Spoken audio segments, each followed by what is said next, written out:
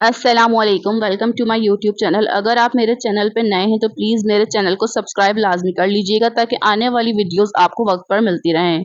कुर्बानी के आदाब। नमाज ईद के बाद आप लोग जब जानवर कुर्बान करेंगे तो जानवर को ज़िबह करने में इन चंद अमूर को बतौर ख़ास याद रखें। नंबर 1, कुर्बानी नमाज ईद पढ़कर करनी चाहिए।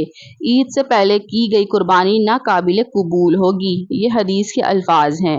नंबर 2, वैसे तो कुर्बानी 4 दिन तक हो सकती है, यानी 10 जुल्हज्जा से और अय्याम तशरीक 11, 12, 13 जुल्हज्जा में से, लेकिन कोशिश करके पहले दिन कुर्बानी करनी चाहिए क्योंकि पहले दिन की कुर्बानी अफजल है।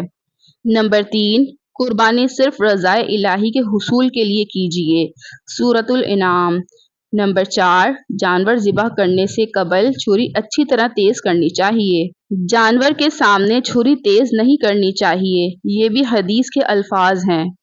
मुस्तहब और मसनून ये है कि जानवर किबला रू होकर ज़िबह किया जाए। जानवर को ज़िबह करते वक्त जानवर को बाएं पहलू पर लिटाया जाए, फिर अपना पाँव इसकी गर्दन पर रखा जाए। इसके बाद बाएं हाथ से इसकी गर्दन पकड़कर दाएं हाथ से छुरी चलाई जाए, ये भी हदीस के अल्फाज हैं। छुरी जानवर के सामने तेज ना की जाए और ना ही एक जानवर के सामने दूसरे जानवर को ज़िबह किया जाए। ज़्यादा बेहतर है कि कुर्बानी अपने हाथ से की जाए और ज़िबह करने के बाद जानवर की गर्दन मरोड़कर इसका मनका ना तोड़ा जाए और ना ही छुरी की नोक को गर्दन की हड्डी में मौजूद हराम मग़ज़ में मारा जाए। ऐसा करने पर जानवर हलाल करने का मकसद पूरा नहीं होता, बल्कि इसका खून बाहर निकलने के बजाय अंदर ही रुक जाता है, जो सेहत के लिए इंतहाई नुकसानदा है। और हदीस में आता है कि जानवर किसी और से भी ज़िबह करवाया जा सकता है।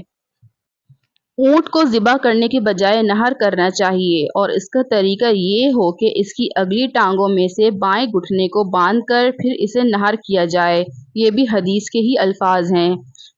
और हदीस में ये भी आता है कि कुर्बानी का जानवर औरत भी ज़िबह कर सकती है। कुर्बानी का गोश्त खुद भी खाएं, गरीबों और मिस्कीनों को भी दें और अपना हिस्सा जमा यानी स्टोर भी कर सकते हैं। कुर्बानी का गोश्त 1 जुल्हज्जा से दूसरे जुल्हज्जा यानी पूरे साल तक खाया जा सकता है। ये सूरह हज में भी आया है और हदीस के अल्फाज भी हैं।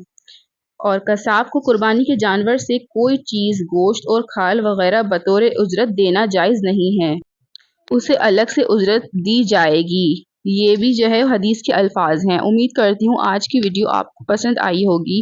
अपनी दुआ में पूरी उम्मत मुस्लिमा और फ़लस्तीन के मज़लूम मुसलमान डॉक्टर आफिया सिद्दीकी को याद रखें। अल्लाह हाफ़िज़।